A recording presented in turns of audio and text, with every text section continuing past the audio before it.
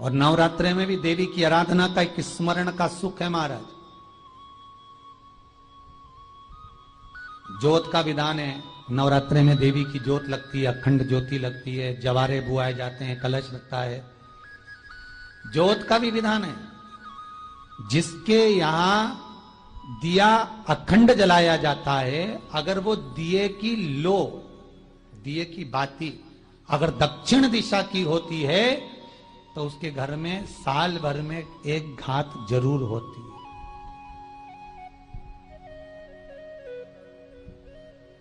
जो दिया अखंड जलता है उसकी बाती का मुख दक्षिण का नहीं होना चाहिए।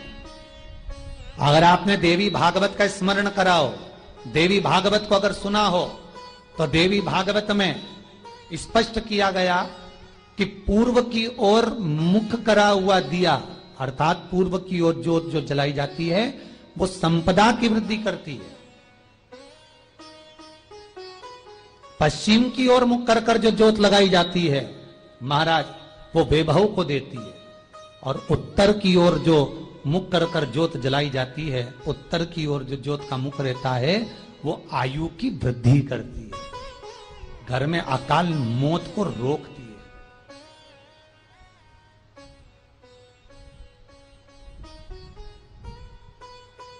नवरात्रे का जो भाव तत्व है उसको भी अच्छे से समझ लेना।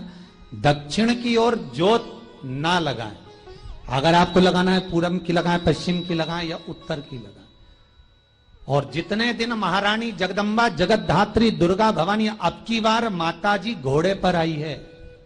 हर बार देवी बदल बदल के आती है, इस बार जो नवरात्रे आए वो घोड़े के आए। तो घोड़े पर जो देवी जी आती है वो समृद्धि को देने वाली आती है, लक्ष्मी की वृद्धि करने वाली आती है। जैसी घोड़े की रफ्तार होती है उस रफ्तार से लक्ष्मी घर में आती है। तो ये मत सोचना कि कोरोना महामारी ने हमको नीचे गिरा दिया या कोरोना महामारी ने रोक दिया, कमाई के स्रोत रोक दिए, धन रोक दिया। चिंता मत करना।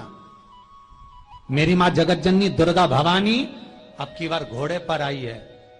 साल भर में इतना धन दे देगी कि आपने पीछे के 4 साल में नहीं कमाया होगा, इतनी मेरी मां भंडार भर देगी। ये घोड़े पर आई है, कोई साधारण नहीं हो सकता। देवी भागवत में स्पष्ट किया गया, जब जगदम्बा मगर पर आती है उसका भाव अलग है, और जगदम्बा जब हाथी पर आती है उसका भाव अलग है, और जगदम्बा जब घोड़े पर आती है तो जगत को समृद्धिवान बना देती है, वैभव में कमी नहीं आती। अभी भले दुनिया के लोग अभी रोते हैं कि पैसा नहीं आ रहा, कोरोना महामारी ने सब तोड़ दिया, रोक दिया, पर चिंता ना करना। मेरी मां अगर घोड़े पर आई है तो उसका सुख आपको जरूर मिलेगा। एक जरा सी मिट्टी की दुकान भी अगर आप खोल कर बैठेंगे तो चांदी और सोना के बराबर कमाएंगे, इतना धन देगी वो माता। साधारण नहीं है मेरी माता। तात्विक सुख का आनंद देने वाली, लाभ तत्व प्रदान करने। और नवरात्रे में भी अगर आपकी कोई कामना है, आपकी अगर इच्छा है, आपका मन है, तो जगत जननी की आराधना करो।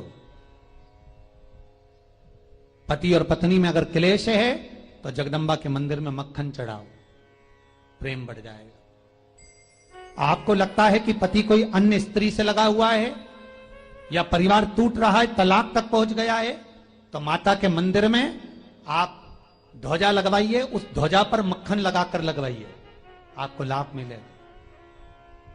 महाराज, यदि आपको लगता है कि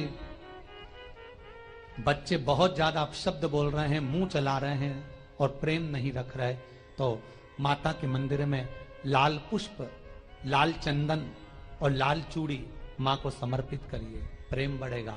बच्चा कभी आप जी से कम नहीं बोलेगा, प्रेम की भाषा निकलेगी मुझसे।